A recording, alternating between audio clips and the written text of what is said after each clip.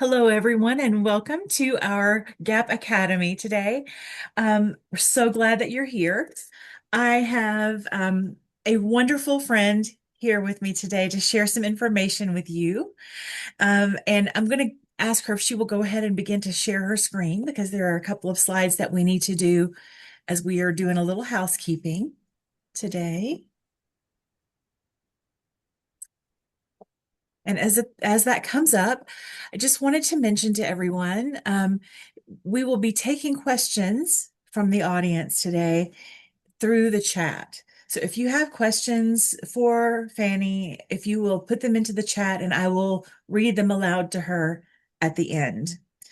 For the translations, today some of you may be listening, and we're going to be doing this in English, but we have Wordly that is available for translations so you can read in your own language.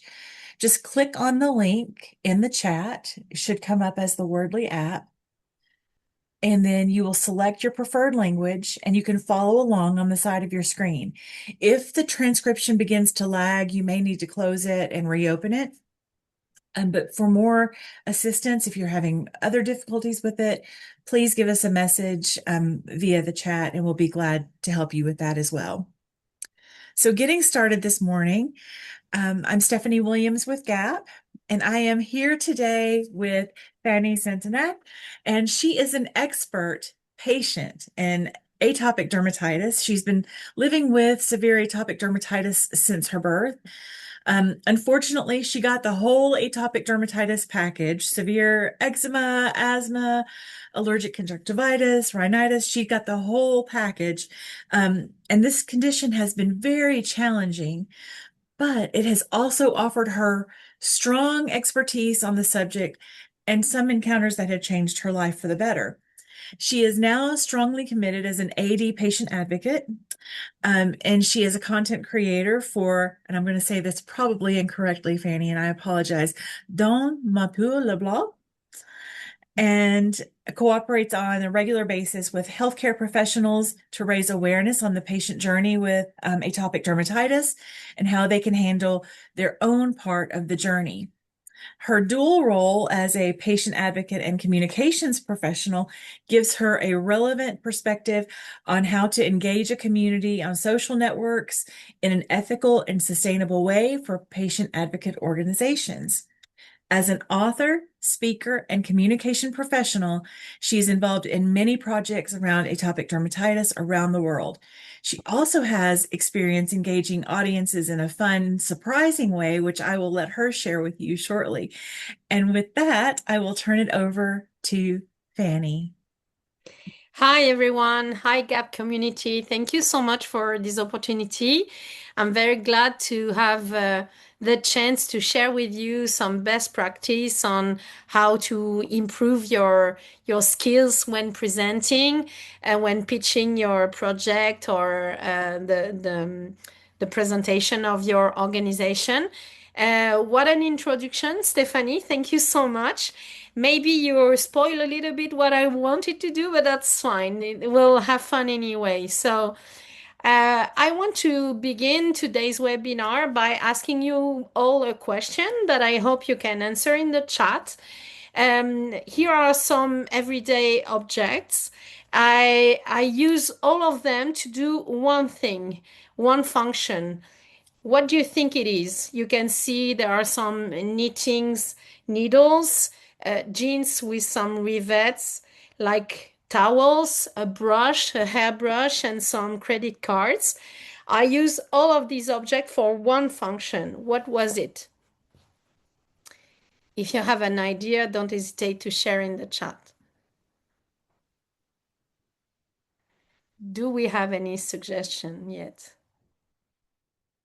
I don't see anything in the chat yet, but Would you try again? someone says to itch or scratch. Yeah, good answer. Well, 100%. I use all of these objects to scratch my skin. I know that's not a very nice image to share with you, but that's the reality of the atopic dermatitis everyday life. You scratch with anything you have under your hand. So this is a way to introduce myself because I've been, as you said, Stephanie, an atopic dermatitis patient. I was born with the condition. You can see it on the photo where I'm a baby. I think I am like 6 months old on these photos, but the diagnosis was said when I was 2 months old. So I've lived a long life already with this condition. Nowadays it's better. And I for sure didn't let that pathology define me because I'm also this person. I'm also an improv comedian, as you can see a photo of me on the stage on the right. And I'm an author, a speaker, a content creator, and I have many opportunities to present and share already my story and some tips and some advocacy ideas. So I am not for sure only a patient. I'm also a mom. I'm also a communication expert. So we all have many, many sides on our beautiful diamond. So I'm also another side is that I'm also a co-founder and a president of a non-profit that is called Eczéma France. We started it last year in September, so I'm very glad also to let you know that there is this new non-profit in France. So, what are we going to do in the next minutes together? Here is my plan. I want to share with you tips on how to know better your audience because you need to know them better to clarify your message, to structure and customize what you want to say to them. We are going to talk also about how the the form is serving the content or is supposed to serve the content. So we'll share some best practices and avoid some common mistakes that we all tend to do when presenting. And I will also share with you some allies that we have to catch and maintain attention and improve our on-screen or on-stage presence. And of course, I hope I will manage time well and leave room for some questions. So my challenge today is to be representative of the advices I will give you, I will share with you. So let's hope I'll succeed, okay? So my first important advice will be know your audience because you won't address everyone the same way. You need to customize your message and it will impact also the structure of what you have to say. So I need to know you better. So let's begin. I will ask you some questions. So that's the same. You can react in the chat.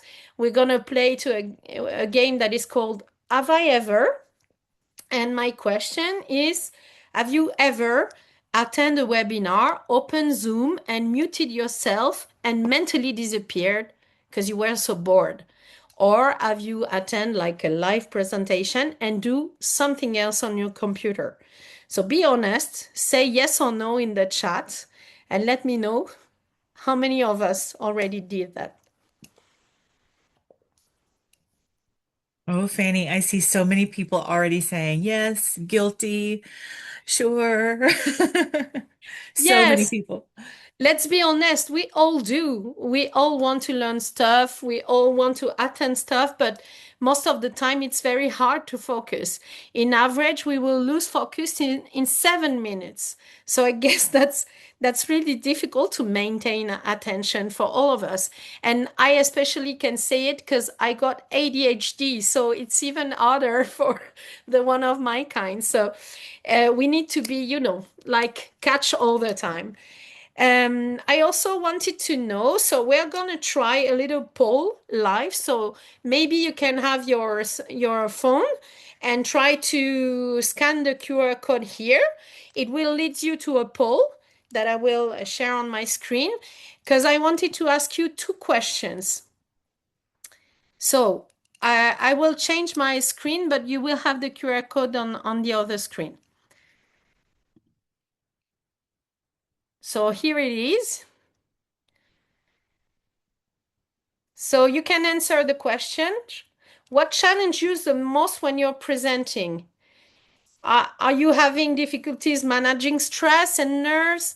Are you having difficulty structuring your ideas clearly, keeping the audience engaged, delivering a strong message, managing time, and or everything? Because it could be everything. So I leave you a little time to answer.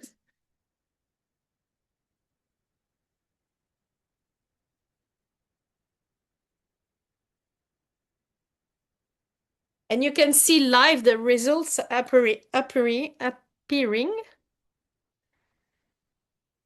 So three of you talk about the structure.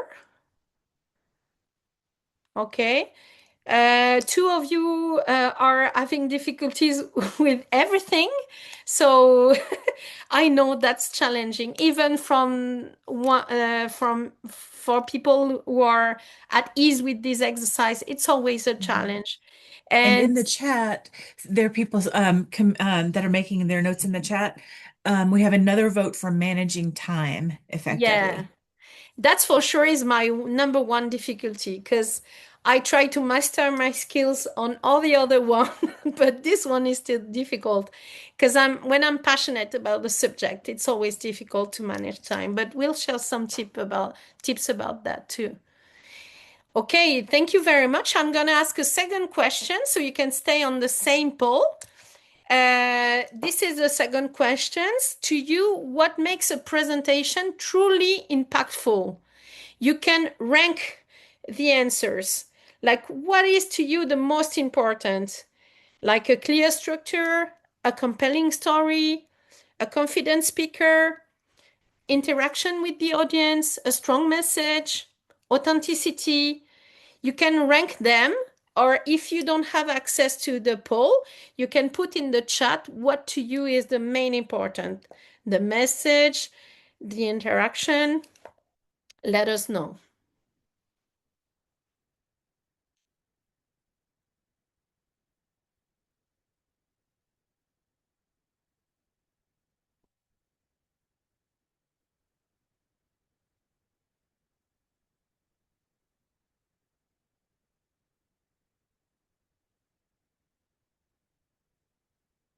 That's very nice to see the results move, right? So here we can see that authenticity matters a lot and confidence from the speaker, no pressure, right? A clear structure, a strong message.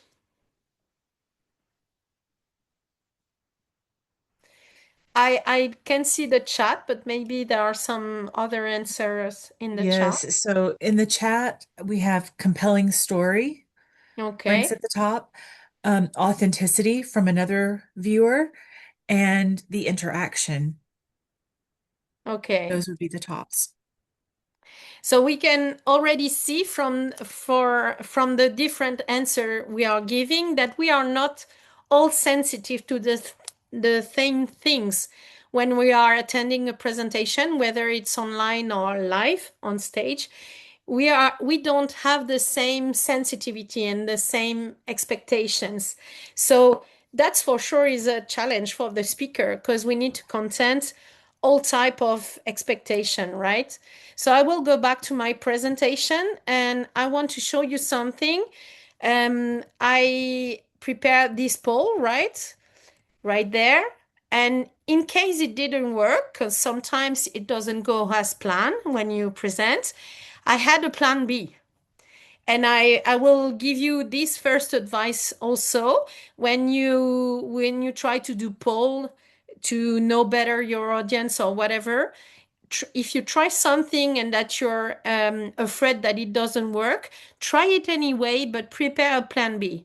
So if ever my poll didn't work online, if none of you could scan the QR code or whatever, I was prepared with a classic slide and the way you can answer in the chat, minimal plan B, so everybody can participate to the question I wanted to ask. So this is also important to remember when it goes to techniques. It doesn't always go as planned. So have a plan B because it's always comfortable to know that whatever happens, you're ready. Okay.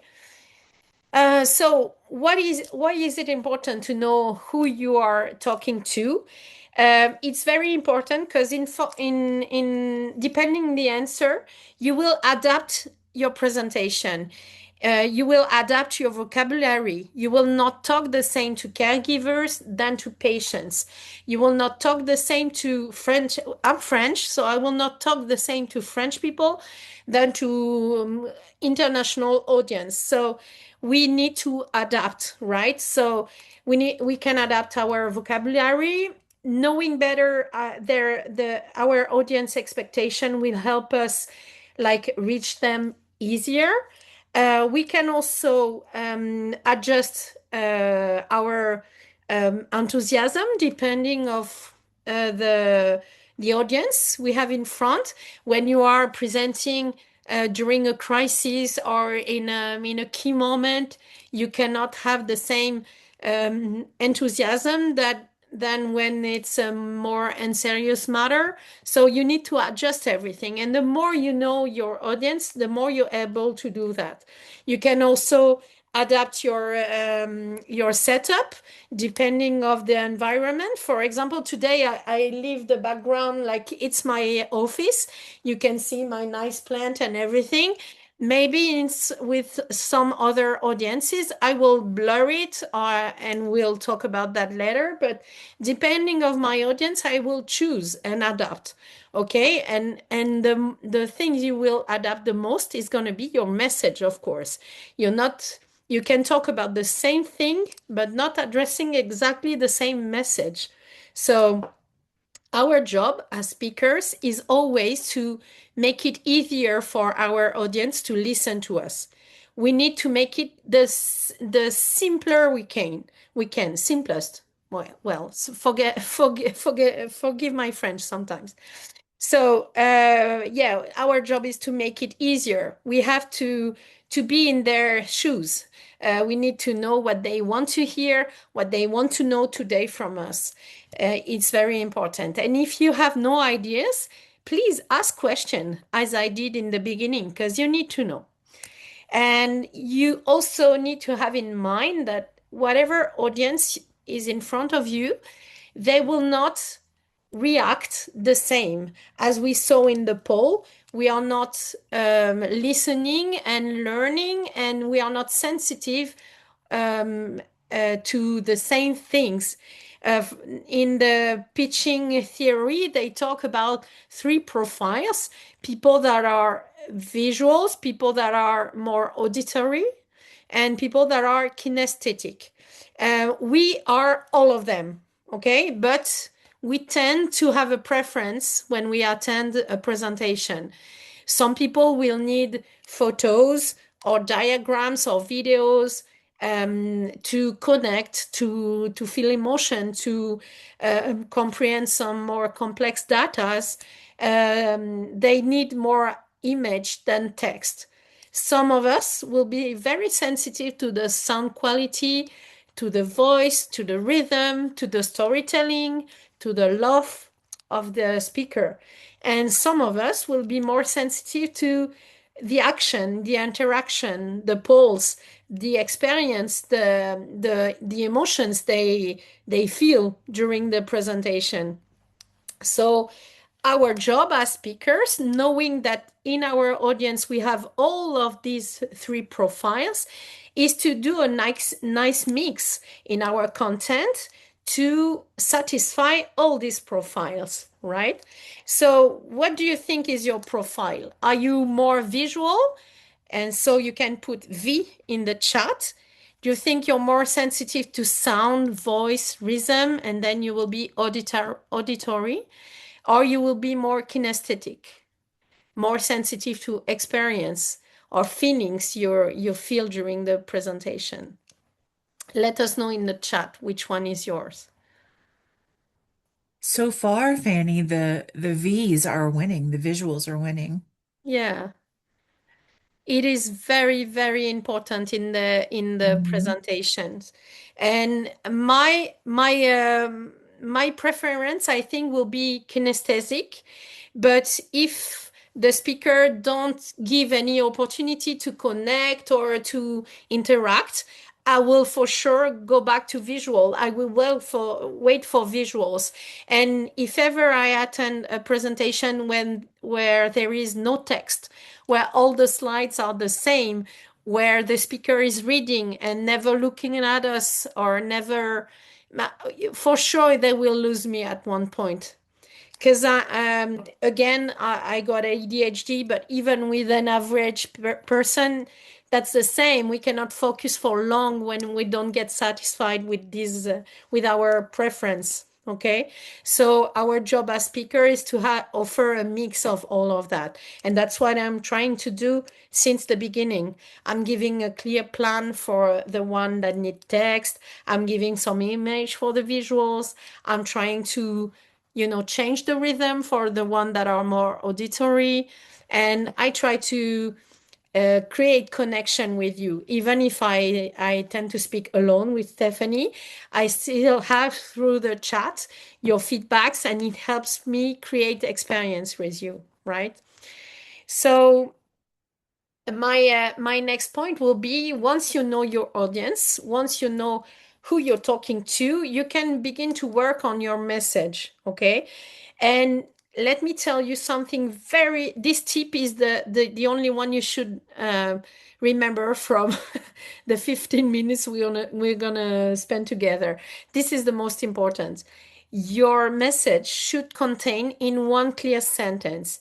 If you're not able to sum up the reason you are giving a presentation in one sentence, your presentation is not going to be clear. So this could be sum up in one sentence. And I will share with you my sentence at the end. Okay, so I will show you that I did that job when preparing this webinar for you. So please remember that when you prepare, you have to sum up your message in one sentence. Okay, and here I share with you a very simple way to structure your message. What I see, the common mistakes, and that's also a mistake I used to do when preparing a presentation, is that we tend to write absolutely everything. And even I see some speaker that type or write, "Hi, my name is Fanny, and today I'm going to speak of this subject." I mean, they write absolutely everything they want to say. And I get it, because sometimes in the process you need to write everything. But going forward, once you have the main message, you need to make your notes very more simple, because if you write everything, your tendency will be to read everything you write. And once you have that process in mind, if you make any mistakes, if you forget one sentence, you will feel so lost, because there is absolutely no room for improve or for saying it another way, if you see what I mean. So this method that I'm sharing with you is called the slalom method. And it's the Winter Olympic Games right now, so that we are in the subject. So this is a very simple method to make it clear and simple when you present. My first two things will be: prepare your introduction. Your introduction is ready even before you have the whole message, and the conclusion is also ready. And then the whole message in between, you will try to cut it in 3 main points. Because once you have identified your introduction, your conclusion, and the 3 key points, there are like slalom doors where you have to go into. But as you see, the way I draw on the screen shows that you can take some liberties in between 2 points.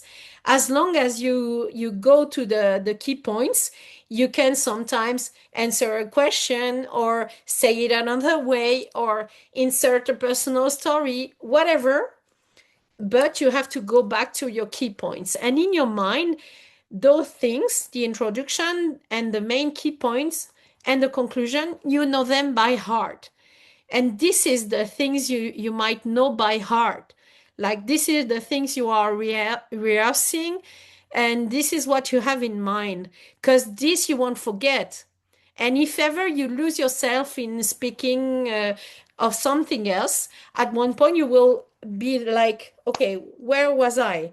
Okay, I talked to you about key point one, so now we can go back to key point two, and here is what I wanted to say. And this is a very simple way to not lose the how do you say le fil, like your path, right? This is a very simple method. So maybe when you prepare, um, write everything you need to write. Try to sum up your message in one sentence, and then try to transform what you prepare into this little slalom. And this will help you build the slides. Okay, it leaves some room for the improv, and it's also very helping in time management, because when you have 1 hour and that half an hour is passed and you are still to key point one, you know that you're not good on time management. Okay, so this is a method I share, and this is also a method I try to apply to today's presentation. Okay, so try to identify my slalom, because I try to share it with you all along the way. So talking about the introduction to me is crucial, because the first minutes of your presentation is the moment where you are the most stressed. Being stressed is so normal, even if you are very used to the exercise, or even if you like it. Like for me, for example, I love to give a speech, but I'm stressed every time. Just before this webinar, I was stressed. That's so normal, because stress is just a normal reaction of our mind and body to tell that we want to do good, we want to succeed, we want to show a nice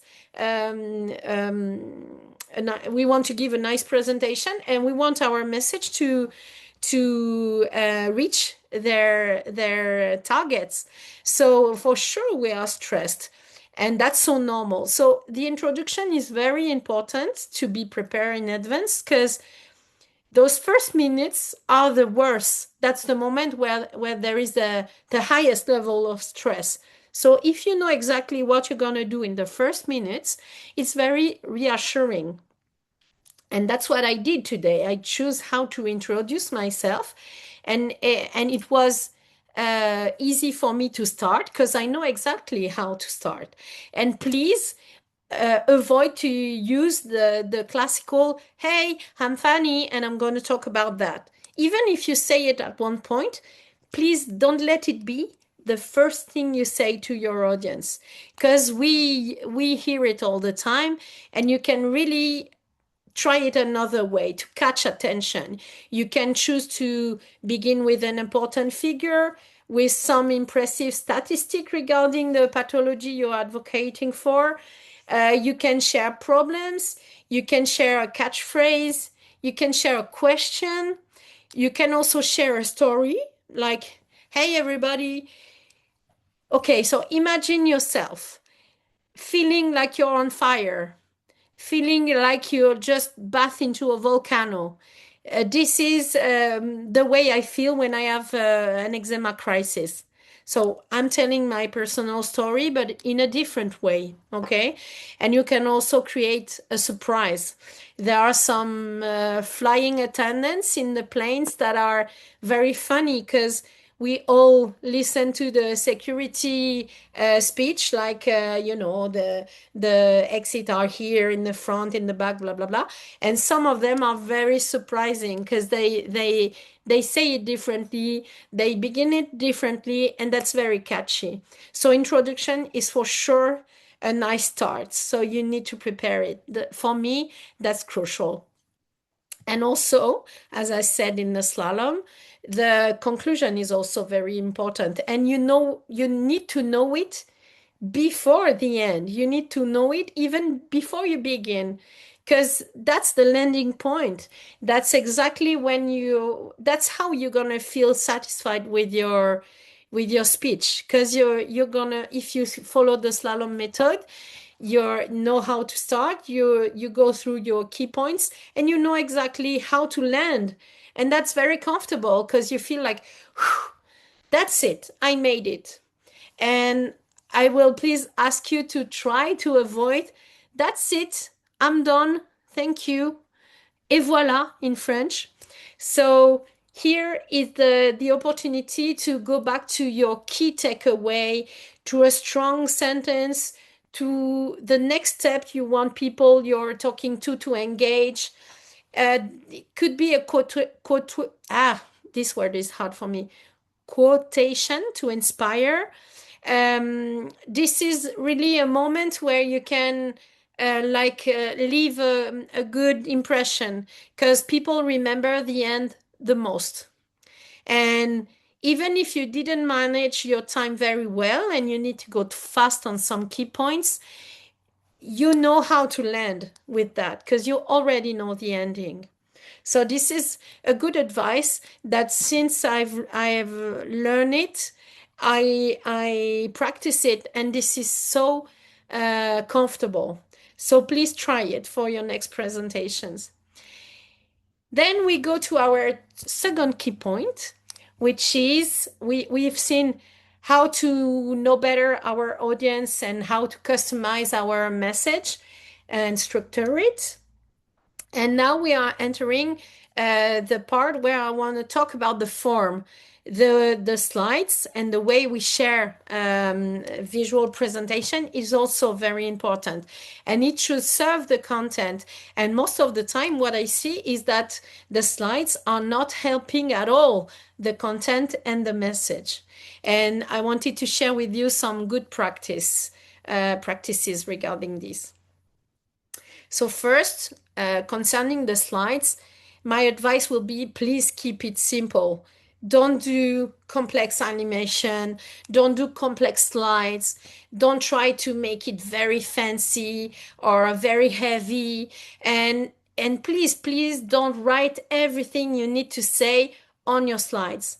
Otherwise, it's going to be horrible because we hear you, and at the same times we see exactly what you're going to say on the screen, and that's very uncomfortable for the audience. So of course you can put some ideas that you're sharing, but not all of them, because the most important thing is connecting to your audience. Also, what is a very simple advice to remember is one idea per slide. Here I'm talking about how to make a nice slide, and that's it. That's the only thing I'm talking about on this slide. If I want to talk about image, I will put it on another slide, and that's very okay to have 3 words on a slide, as long as you share exactly what you want to share. One idea per slide. And also some communication advices will be careful of the fonts. 2 fonts max, one for the titles and one for the text, the body text. 3 colors is okay. And this is also very nice to know. On average, it takes between 2 and 3 minutes to explain one slide. Hey, here is my cat joining the chat. So once you know it takes 2 to 3 minutes to explain one slide, you know how to manage your time. If you need to speak for 15 minutes, it tells you that you have to prepare 5 to 6 slides. If you go to a 15 minutes presentation with 20 slides, you know that time management is going to be off. So just keep that in mind and try to rehearse your presentation so you see how much time it takes.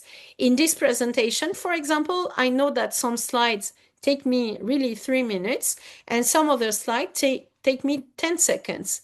So that's how I know how to manage exactly time. And of course, you can try to customize a little bit the titles of the slide for them to be more impactful. Instead of part 1, this, you can like try to be more catchy with your titles, because this is also a way to, to get back focus from the person that have lost focus. Regarding images of photos you want to put in your presentation, um, on that, I will say no photo is better than bad photos, because bad pictures is really disturbing and distracting for your audience. They will focus on that and completely lose focus on what you're saying. So here on those slides, I share with you some best practice that you can take the time to read, and you will have access to this presentation later, so don't worry, you will see it. I share with you a website that is called FreePic, where you can go and upload some royalty-free photos. It's better to share your own photos or royalty-free photos. Don't take photos that are not royalty-free, because you can have problem out of that. And the main advice will be, when you download a photo and put it in your presentation, respect the size. If it is small and you try to enlarge it, it will change the quality. So keep it the way it is. If the photo is big, then it's okay to fit like this, but it can be very heavy. So here I put you some recommendation regarding the size in pixel.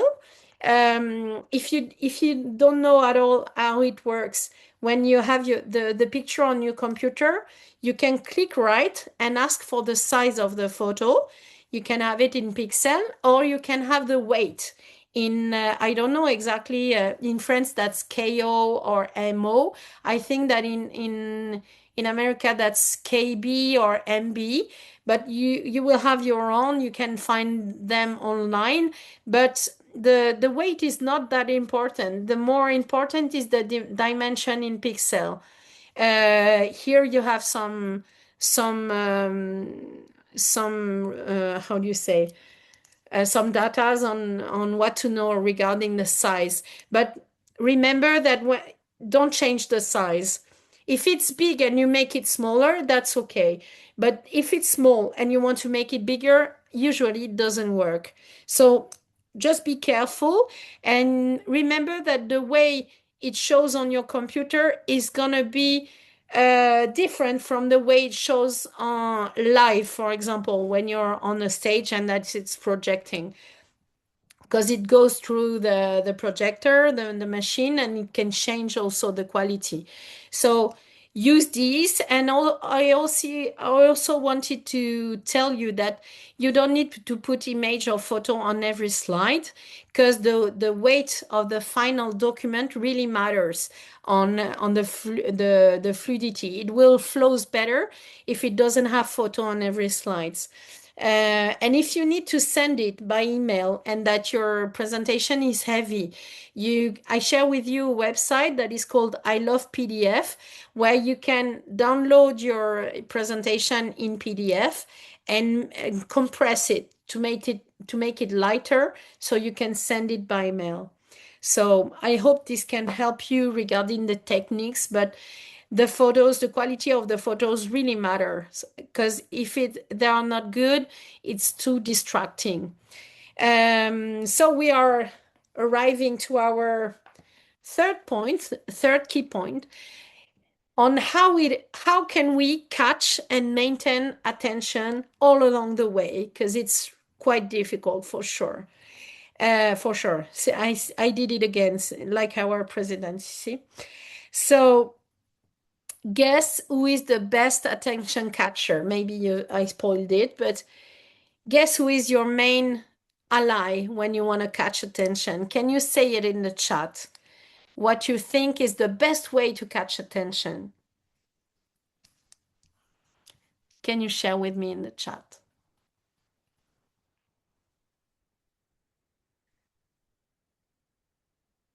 It looks like everybody's thinking right now. Yeah, Interaction, interaction, yeah.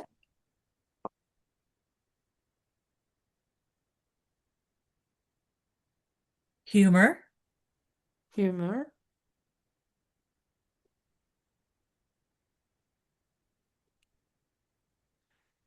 And there is one thing that nobody think of that is the best way to catch attention.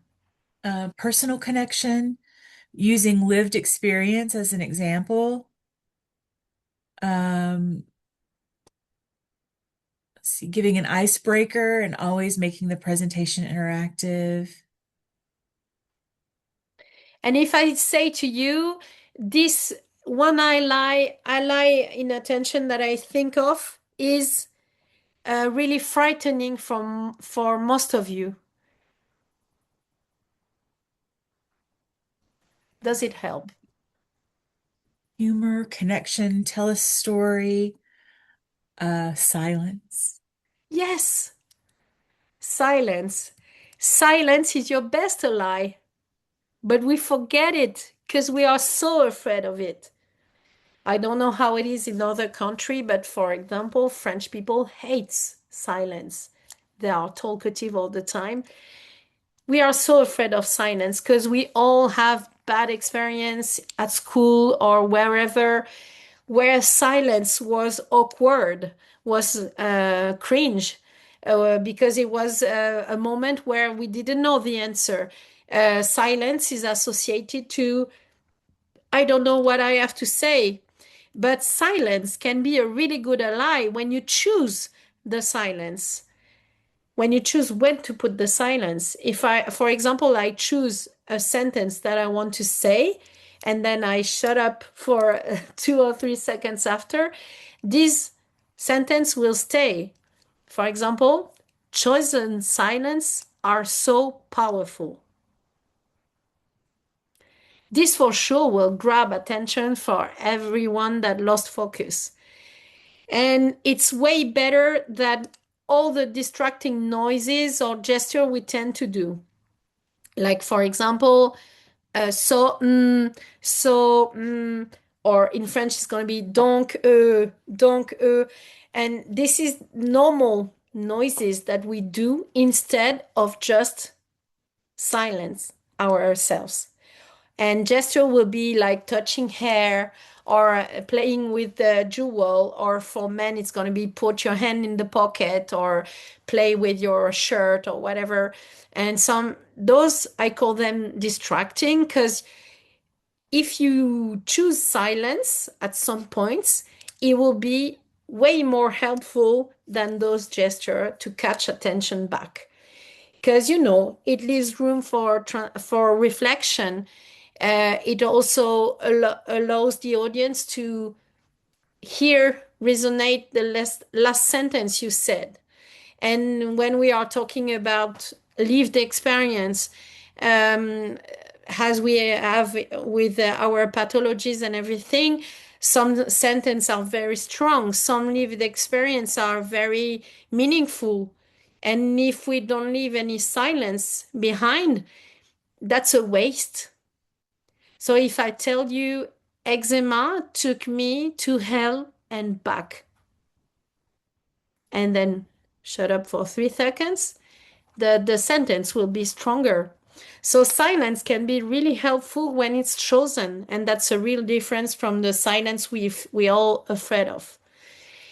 And silence is also a time where when you leave the audience with an important sentence, you have 3 seconds to have a look on your notes and say, oh, that's the next point. And it helps you make some transition also. That's also something I try to do from the beginning. I try to tell you, this is what we just talked about, and now we're going to talk about that. So everybody can catch up. Where are we in the webinar? Are we going toward the ends? Are we in the middle? It helps you having some repère, like some steps in your mind. So silence is really helpful. You just need to stop considering them as enemies, because when you choose them, they are not enemies. They are very, very helpful and powerful, especially regarding personal stories. Oh, Sun is back. So when we are talking about presentation live, um, I wanted to share with you something that is very important. The presentation begins the moment you can be seen by your audience. Most of the time, I see people that are behaving a way when they are at their table or with the audience, and suddenly they need to go on stage and then transform in somebody else completely and very serious. And they were laughing 2 seconds ago, but once they are on stage, they stop smiling because they are stressed and they stop being themselves. And I want to tell you, when you are with a live audience, the coffee you're sharing before is a very important moment to connect also with your audience. All the little small talk you can do to your audience off stage or even on stage is very important. For example, I shared with Stephanie that when I'm very stressed with a live presentation, I will say it to the audience. That will be one of the first thing I will say, like, "Hi, how are you? I'm very stressed because this presentation is very important for me. Thank you for giving me this opportunity." And this way is just a way to remember the audience that you're human and that's you're also stressed, and they're going to be very empathic with you and support you, and you will feel more yourself when you have this small talk. I also wanted to say to you that only 20% of the words you say, is going to stay with your audience. They will remember less than 20% of what you say. So we think that words matter so much. They don't. 80% of our message will go through our attitude, our connection, our nonverbal, our look, the way we look at the audience, the smile, the energy, the connection are very, very crucial, more than the words you share. For example, I cannot help talking with hands. Maybe it could be distracting for some of you, but for me, if I if I say to my hand, don't move, I will not be myself. That's also my energy, and that's also the way I connect with people. So this is very important to remember. 80% of your message is going to convey to something through something else than words. And most of the time, people will not remember exactly what you said, but they will remember the way you make them feel about a subject.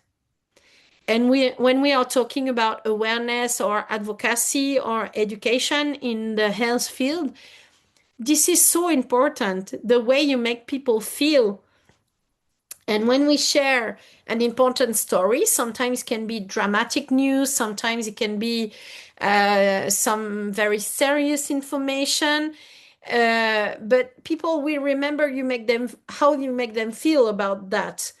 That you come from a hard story, but you're very inspiring, or you show that the situation in your country regarding this matter is very dramatic and how do you say, like, bad, but the way you share it is very inspiring. You show that people are engaging anyway. So the way you make people feel when they listen to you is very important, and you have to keep that in mind, like how I want to make them feel. And for example, when we are presenting to politics, we want them to engage, we want them to act. So instead of being mad and make them feel like they are listening to reproaches, we want them to engage. In the contrary, we want them to be inspired. We want them to give empathy and compassion to what we are saying. So just have it in mind, even if the situation is dramatic and you're very you feel a lot of anger, you need, when you're presenting, to manage to convey the right message and inspire. And the way you will do that is by 80% your energy, your nonverbal attitude, the way you look at people, the way you smile at them. Um, this is way more helpful than words. Just keep that in mind.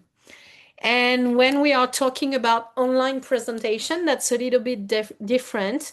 And there are some best practice that I share here.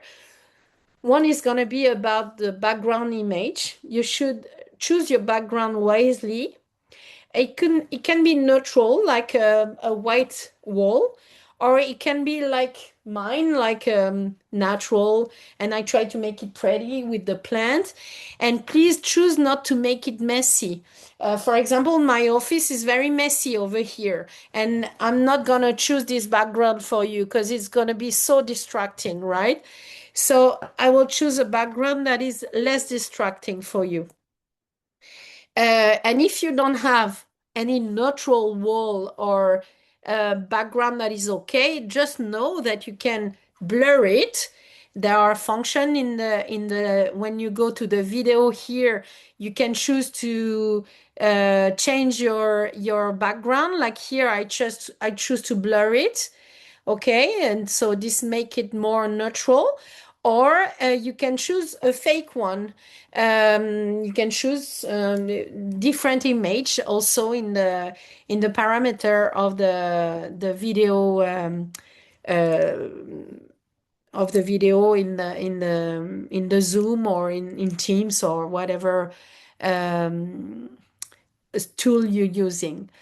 The other thing will be choosing the framing and the lighting. Just so you know, here my computer is not on the desk. It's on a cardboard that is that high because I want the camera here to meet my eyes. I want to be at the same level. Because if I put the computer on the desk, it's a little bit too down. See, I prefer when you're in front of my eyes. And I also clean the lens very often because when we touch our computer, we can touch this part and this can be very blur. So always clean your lens and frame your shoulders. We don't want to see only that, and we don't want to see only that. We want to see the right amount of you, like the we can see the shoulders, the head, and the hands. um, you should fit in the screen, of course. Maybe you will have some discussion with your grandparents and they will be like framed like this. And this is not very comfortable. So the frame matters also.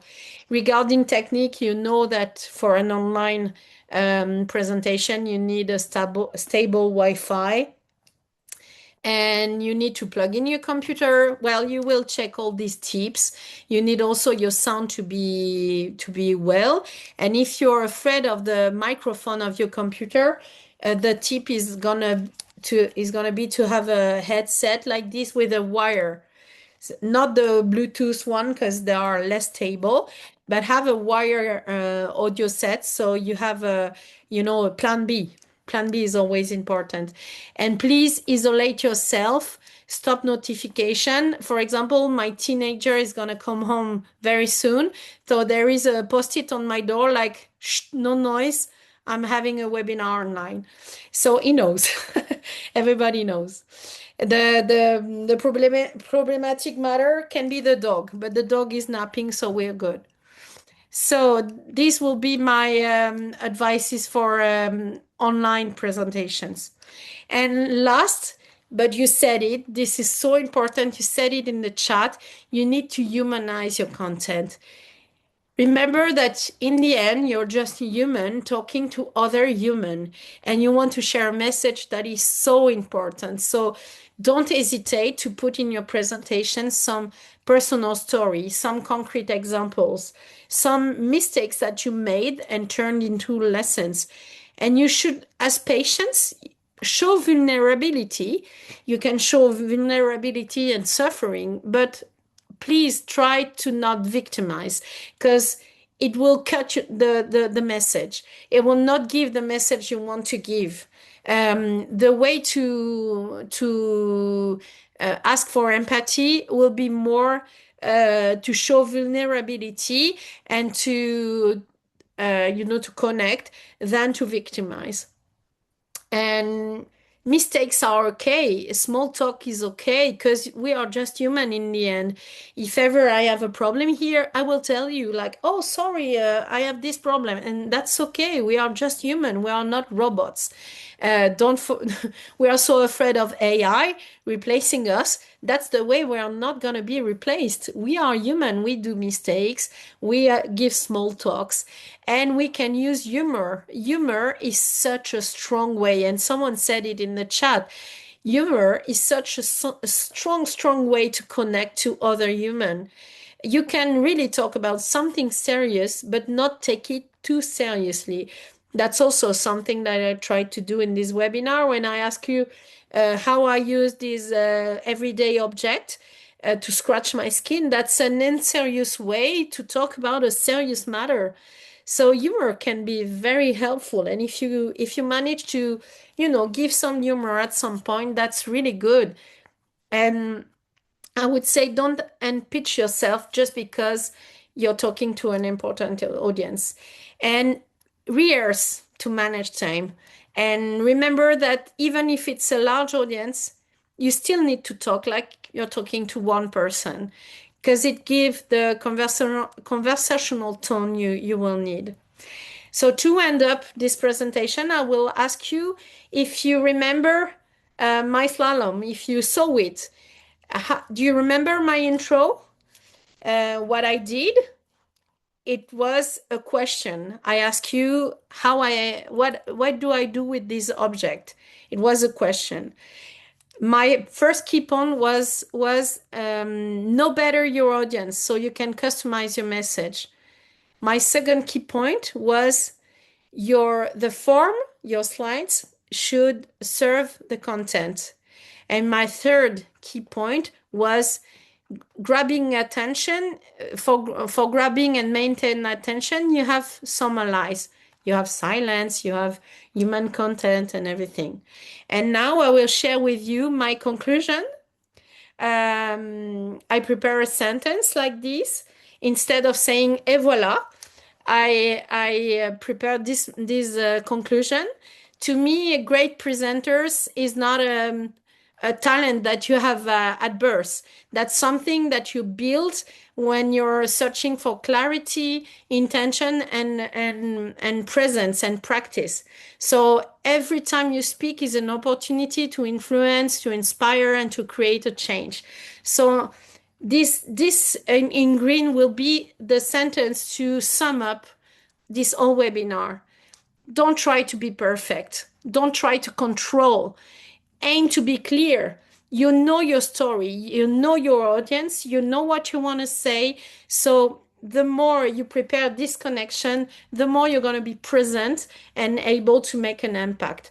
Because what you want to say, your message really matters. So thank you very much for listening to this webinar. And I don't know if we still have some room for questions. I tried my best with the time. We don't hear you, You did Stephanie. a fantastic job, Fanny. Just fantastic. Thank And I know that the audience here and the ones who will watch the recording later will get so much from this. I do have a couple of questions. I have some questions for you, and I have some questions for our audience. So I'm going to ask an audience question first, so Yeah. they can be thinking about their answer and typing it into the chat. So, my first question for the audience is, what is one small habit you might stop or start today, based on the presentation that you heard from Fanny? And then, Fanny, question for you from the chat is, for a lot of us, we are in front of global audiences, especially when we're doing these events virtually. How do you choose what to wear for presentations when you're in front of a global audience, when things might be acceptable in one region versus another? Yeah. That's a great question because this is a question I ask myself. I wonder when I do a live presentation what I should wear. But My answer will be wear something that is respectful to every culture. Like, don't show too much of your body, respect the culture of everyone. But also, my answer will be wear something that you're very comfortable in. Because you need to be yourself. You don't need to think about, oh, my feet hurts, or I'm not comfortable in that pants or in that dress. You need to be yourself. I will not transform myself when I give a live presentation because I want to show myself. And maybe I will like dress up a little bit. I will put a jacket or something, but I try to stay who I am because that's also a way to convey a message. Just be That's yourself. fantastic. Yes, just be yourself. And if you're not sure, if there are things that you might have that might not communicate well across cultures, it would be good to ask maybe the organizers of the event, right? Um, Absolutely. yes. So we have a couple of answers to the question I had. What is a habit that you have that you're going to stop or one that you're going to start? And someone said they're going to keep their slides clear and concise. Another person said, I vow to pare down my slides and to pay attention to different communication styles that people prefer. Great. And another said, I will start being comfortable with silence. And that reminded me of something, when you were talking about silence, and I know we're just over time here, but several years ago during the Super Bowl here in the US, Michael Jackson took the stage and stood in absolute silence for 90 seconds, and the crowd was mesmerized. So there is something very, very powerful about silence if we are choosing it, as you said. Absolutely. Um, Fanny, I think this was a fantastic presentation. Thank We you. have recorded this presentation and we will share this on the GAAPP YouTube channel. Give me a little while to get the link and get it sent over and everything, but we will post that later through the GAAPP networks. Um, Fanny, if you want to know how you made us feel after this, because it's more about what we feel than the message that you gave us was we can do this. You have Absolutely. empowered us to do this, and you have given us some real key, tangible points that we can all incorporate into our presentations. So Great. Then mission accomplished. mission accomplished. That is Thank you correct. very much. So thank you so much, and thank you all for your time today. And we will see you later. Thank you so much. See you all later. Bye. Bye bye.